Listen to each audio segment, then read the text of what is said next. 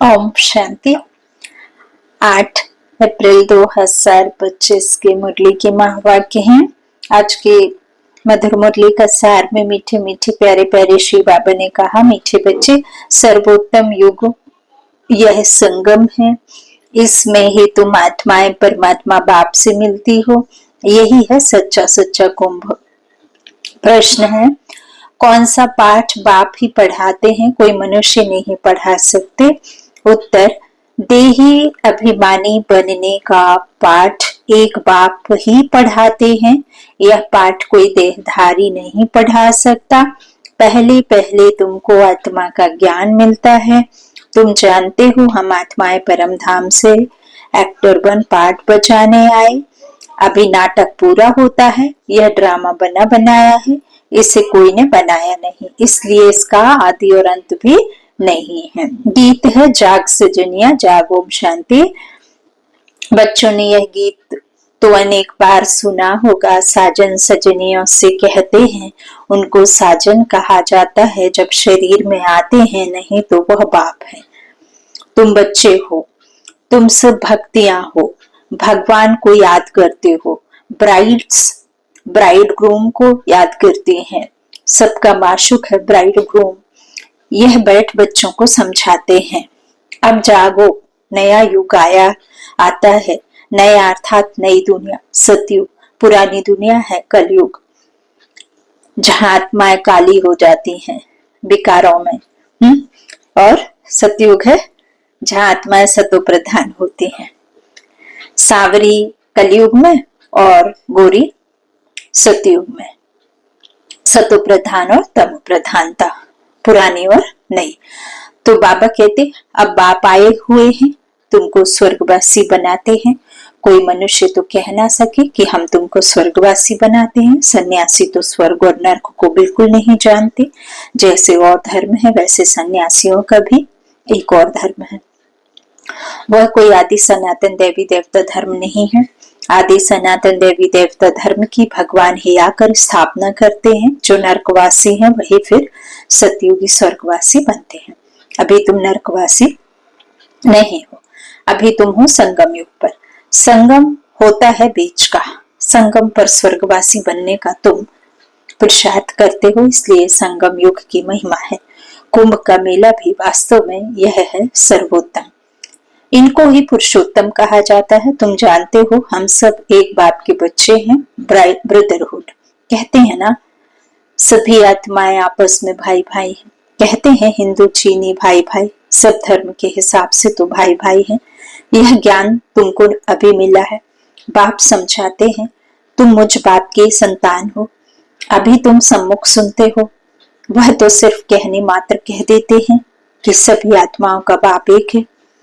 उस एक को ही याद करते हैं। मेल व फीमेल दोनों में आत्मा है। इस हिसाब से भाई भाई हैं, फिर भाई बहन, फिर उसके बाद स्त्री पुरुष हो जाते हैं। तो बाप आकर बच्चों को समझाते हैं। गाया भी जाता है, आत्माएं परमात्मा अलग रही बहुकाल। ऐसे नहीं कहा जाता कि नदियां और सागर अलग रहे बहुकाल। बड़ी बड़ी नदियां तो सागर से मिली रहती हैं। यह भी बच्चे जानते हैं, नदी सागर की बच्ची है। सागर से पानी निकलता है, बादलों द्वारा फिर बरसात पड़ती है पहाड़ों पर, फिर नदियां बन जाती हैं। तो सभी हो जाते हैं सागर के बच्चे और बच्चियां। बहुतों को तो यह भी पता नहीं है कि पानी कहाँ से निकलता है, यह भी सिखलाया जाता है। तो अब बच्चे जानते हैं ज्ञान सागर एक ही बाप है, यह भी समझाया जाता है। तुम सभी आत्माएं हो, बाप एक है। आत्मा भी निराकार है, फिर जब साकार में आते हो तो पुनर्जन्म लेते हो। बाप भी जब साकार में आए तब आकर मिले। बाप का मिलना एक बार होता है, इस समय आकर सबसे मिले हैं। तो यह भी सिखलाया जाता है। तो अब बच्चे जानते हैं ज्ञान सागर एक ही बाप है।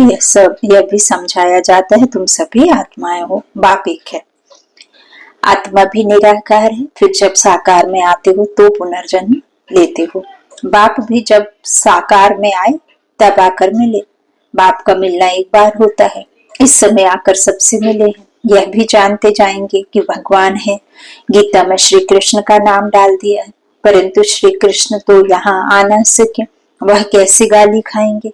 बाबा कहते हैं कि वो तो सतयुग में है और ये तो कलयुग है, कलयुग में सतयुग है, सतयुग का कोई होता ही नहीं।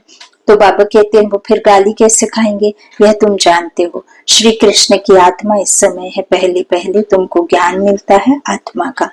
तुम आत्मा हो, अपने को शरीर समझ इतना समय चले हो।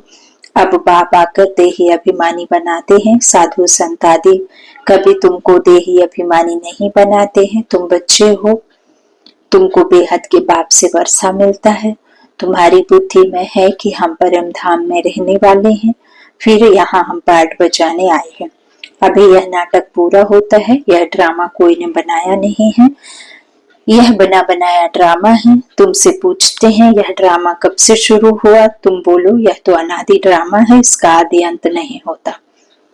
पुराना सो नया, नया सो पुराना होता है। यह पाठ तुम बच्चों को पक्का है। तुम जानते हो नई दुनिया कब बनती है, फिर पुरानी कब होती है। यह भी कोई कोई की बुद्धि में बुरी रीति है। तुम जानते हो अभी नाटक पूरा होता है, फिर रिपीट होगा। बरोबर हमारा 84 जन्मों का पाठ पूरा हुआ। अब बाप हमको ले जाने के लिए आए हैं। बाप गाइड भी है ना। तुम सब पंडे हो, पंडे लोग यात्रियों को ले जाते हैं। वह है जिस्मानी पंडे, तुम हो रूहानी पंडे, इसलिए तुम्हारा नाम पांडव गवर्नमेंट भी है, परंतु गुप्त। पांडव कौरव यादव क्या करत भई, इस समय की बात है, जबकि महाभारत लड़ाई का समय भी है। अनेक धर्म है, दुनिया भी तमो प्रधान है, वैरायटी धर्मों का झाड़ सारा पुराना हो गया है। तुम जानते हो इस झाड़ का पहला पहला कनेक्शन है आदि सनातन देवी देवता धर्म। सतयुग में थोड़े होते हैं, फिर वृद्धि को पाते हैं, यह किसको भी पता नहीं। तुम्हारे में भी नंबरवार है। स्टूडेंट में कोई अच्छा समझदार होते हैं, अच्छी धारणा करते हैं और कराने का शौक होता है। कोई तो अच्छी रीति धारण करते हैं, कोई मीडियम, कोई थर्ड, कोई फोर्थ। प्रदर्शनी में तो रिफाइन रीति समझाने वाले चाहिए। पहले बताओ कि दो बाप हैं, एक बेहद का पारलौकिक बाप, दूसरा है हद का लौकिक बाप। एक है हद का रचता और एक है बेहद का रचता। हद का फैमिली और बेहद का दुनिया। तो बाबा कहते दुनिया का बाप है ना, और हद का फिर सबका अलग अलग है। भारत को बेहद का वर्षा मिला था, भारत स्वर्ग था जो फिर नर्क बना है। इनको आसुरी राज्य कहा जाता है। भक्ति भी पहले पहले अव्यभिचारी होती है। एक श्री बाबा को ही याद करते हैं। बाप कहते हैं बच्चे पुरुषोत्तम बनना है तो जो कनिष्ठ बनाने वाली बातें हैं उन्हें ना सुनो, एक बाप से सुनो, अव्यभिचारी ज्ञान सुनो, और कोई से जो सुनेंगे वह है झूठ। बाप अभी तुमको सच सुनाकर पुरुषोत्तम बनाते हैं। इविल बातें तुम सुनते सुनते कनिष्ठ बन गए हो। सोच रहा है ब्रह्मा का दिन, अंधियारा है ब्रह्मा की रात। यह सब पॉइंट्स धारण करनी है। नंबरवार तो हर बात में होते ही हैं। डॉक्टर कोई 10-20 हजार एक ऑपरेशन का लेते, कोई को खाने के लिए भी नहीं। बैरिस्टर भी ऐसे होते हैं। तुम भी जितना पढ़ेंगे और पढ़ाएंगे उतना पद पाएंगे। फर्क तो है ना। दास दासियों में भी नंबरवार होते हैं। सारा मदार पढ़ाई पर है। अपने से पूछना चाहिए हम कितना पढ़ते हैं। भविष्य जन्म जन्मांतर क्या बनेंगे। जो जन्म जन्मांतर बनेंगे सो कल्पांतर बनेंगे। इसलिए पढ़ाई पर तो पूरा टेंशन देना चाहिए। विष पीना तो एकदम छोड़ देना होता है। सतयुग में तो ऐसे नहीं कहा जाएगा मौत पतीली कपड़ धोए। इस समय सबकी चोली सड़ी हुई है, तमो प्रधान है ना। यह भी समझाने की बात है ना। सबसे पुराना चोला किसका है, हमारा। शरीर को बाबा ने चोला कहा। ये वस्त्र है, ये बदलता रहता है। अभी ये सड़ गया है, पुराना हो गया है, अब नया मिलेगा। इस शरीर को बदलते रहते हैं। आत्मा पतित बनती जाती है, शरीर भी पतित पुराना होता जाता है। शरीर बदलना होता है, आत्मा तो नहीं बदलेगी। शरीर बूढ़ा हुआ, मृत्यु हुई, यह भी ड्रामा बना हुआ है, सबका पार्ट है। आत्मा है अविनाशी। आत्मा खुद कहती है मैं शरीर छोड़ती हूँ, देही अभिमानी बनना पड़े। मनुष्य सब देह अभिमानी है। आधा कल्प है देह अभिमान, आधा कल्प है देही अभिमानी। देह अभिमानी होने के कारण सतयुगी देवताओं को मोहचित का टाइटल मिला हुआ है, क्योंकि वहां समझते हैं हम आत्मा हैं। अब यह शरीर छोड़ दूसरा लेना है। मोहचित राजा की भी कथा है ना, बाप समझाते हैं देवी देवता मोहचित होते हैं। खुशी से एक शरीर छोड़ दूसरा लेना है। बच्चों को सारी नॉलेज बाप द्वारा मिल रही है। तुम ही चक्कर लगाकर अब फिर आए मिले हो। जो और धर्मों में कन्वर्ट हो गए हैं वह भी आकर मिलेंगे, अपना थोड़ा बहुत वर्षा लेंगे। धर्म ही बदल गया ना, पता नहीं कितना समय उस धर्म में रहे हैं। 2-3 जन्म ले सकते हैं। कोई को हिंदू से मुसलमान बना दिया तो उस धर्म में आता रहेगा, फिर यहाँ आता है। यह भी है डिटेल की बातें। बाप कहते हैं इतनी बात याद ना कर सको, अच्छा अपने को बाप का बच्चा तो समझो। अच्छे बच्चे भी भूल जाते हैं, बाप को याद नहीं करते हैं। माया इसमें भुलाती है। तुम भी पहले माया की मुरीद थे ना, अब ईश्वर के बनते हो। वह ड्रामा में पार्ट है। अपने को आत्मा समझ बाप को याद करना है। जब तुम आत्मा पहले शरीर में आई थी तो पवित्र थी, फिर पुनर्जन्म लेते लेते पतित बनी हो। अब फिर बाप कहते हैं नष्टो मोहा बनो, इस शरीर में भी मोह ना रखो। अभी तुम बच्चों को इस पुरानी दुनिया में बेहद का वैराग्य आता है, क्योंकि इस दुनिया में सब एक दो को दुख देने वाले हैं। इसलिए इस पुरानी दुनिया को ही भूल जाओ। हम शरीरी आए थे, फिर अब शरीरी होकर वापस जाना है। देह के साथ ऊपर जाने का तो रास्ता ही नहीं है। अब यह दुनिया ही खत्म होनी है। तमो प्रधान से सतो प्रधान बनने लिए बाप कहते हैं मामेकम याद करो। श्री कृष्ण तो कह ना सके कि मामेकम याद करो। श्री कृष्ण तो सतयुग में होता है। बाप ही कहते हैं मुझे तुम पतित पावन भी कहते हो, तो अब मुझे याद करो। मैं यह युक्ति बताता हूँ पावन बनने की। कल्प कल्प की युक्ति बताता हूँ। जब पुरानी दुनिया होती है तो भगवान को आना पड़ता है। मनुष्यों ने ड्रामा की आयु लंबी चौड़ी कर दी है, तो मनुष्य बिल्कुल ही भूल गए हैं।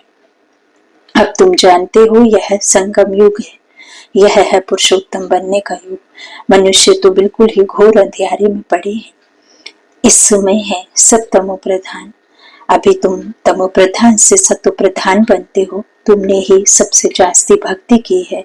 अब भक्ति मार्ग खत्म होता है। भक्ति है मृत्यु लोक में, फिर आएगा अमर लोक। तुम इस समय ज्ञान लेते हो, फिर भक्ति का नाम निशान नहीं रहेगा। हे भगवान, हे राम, यह सब भक्ति के अक्षर हैं। इसमें कोई आवाज नहीं करना है। बाप ज्ञान का सागर है, आवाज थोड़े ही करते हैं। उनको कहा ही जाता है सुख शांति का सागर, तो सुनाने लिए भी उनको शरीर चाहिए ना। भगवान की भाषा क्या है यह कोई नहीं जानते।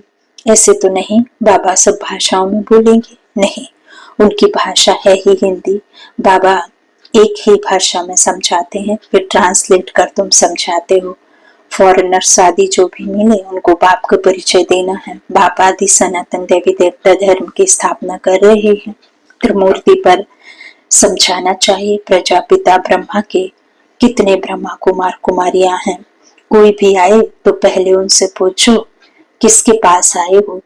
बोर्ड तो लगा है ना, लगा पड़ा है प्रजापिता, तो वह तो रचने वाला हो गया, परंतु उनको भगवान नहीं कह सकते हैं। भगवान निराकार को ही कहा जाता है। यह ब्रह्मा कुमार कुमारियां ब्रह्मा की संतान हैं, लेकिन शिव बाबा के द्वारा अडॉप्टेड बच्चे हैं ब्रह्मा कुमार ब्रह्मा कुमारियां। ब्रह्मा बाबा की ब्रह्मा कुमार कुमारियां और शिव बाबा की आत्माएं शिववंशी है ना। तो बाबा कहते हैं दादा और बाप इकट्ठे हैं। तुम यहाँ किस लिए आए हो? हमारे बाप ने तुम्हारा क्या काम? बाबा कहते हैं हमारे बाप से तुम्हारा क्या काम? बाप से बच्चों का ही काम होगा ना। हम बाप को अच्छी रीति जानते हैं, गाया हुआ है सनशोज फादर, हम उनके बच्चे हैं। अच्छा, मीठे मीठे सिकिल थे बच्चों प्रति माता पिता बाप दादा का याद प्यार और गुड मॉर्निंग। रूहानी बाप की रूहानी बच्चों को नमस्ते। हम रूहानी बच्चों की रूहानी माता पिता बाप दादा को याद प्यार और गुड मॉर्निंग। धारणा के लिए मुख्य सार है। पहला, बाबा ने कहा पुरुषोत्तम बनने के लिए कनिष्ठ बनाने वाली जो इविल बातें हैं वह नहीं सुननी है। एक, बाप से ही अव्यभिचारी ज्ञान सुनना है। दूसरा, नष्ट मुहा बनने के लिए देही अभिमानी बनने का पूरा पूरा पुरुषार्थ करना है। बुद्धि में रहे यह पुरानी दुख देने वाली दुनिया है, इसे भूलना है, इससे बेहद का वैराग्य हो। वरदान दिया बाबा ने, संगम युग की सर्व प्राप्तियों को स्मृति में रख चढ़ती कला का अनुभव करने वाले श्रेष्ठ प्रारब्धी भव। प्रारब्धी भव परमात्मा मिलन व परमात्मा ज्ञान की विशेषता है। अविनाशी प्राप्तियां होना ऐसे नहीं कि संगम युग पुरुषार्थी जीवन है और सतयुगी प्रारब्धी जीवन है। संगम युग की विशेषता है एक कदम उठाओ और 1000 कदम प्रारब्ध में पाओ। तो सिर्फ पुरुषार्थी नहीं लेकिन श्रेष्ठ प्रारब्धी है। इस स्वरूप को सदा सामने रखो। प्रारब्ध को देख कर सहज ही चढ़ती कला का अनुभव करेंगे। पाना था सो पा लिया, यह गीत गाओ तो घुटके और झुटके खाने से बच जाएंगे। स्लोगन है ब्राह्मणों का श्वास हिम्मत है, जिससे कठिन से कठिन कार्य भी आसान हो जाता है। अव्यक्त शारीरिक कमांड रूप की स्मृति से सदा विजयी बनो। जैसे ब्रह्मा बाप को देखा कि बाप के साथ स्वयं को सदा कमांड रूप में अनुभव किया और कराया, इस कमांड स्वरूप को कोई अलग कर नहीं सकता। ऐसे सपूत बच्चे सदा अपने को बाप के साथ कमांड अनुभव करते हैं। कोई ताकत नहीं जो उन्हें अलग कर सके। अच्छा, ओम शांति।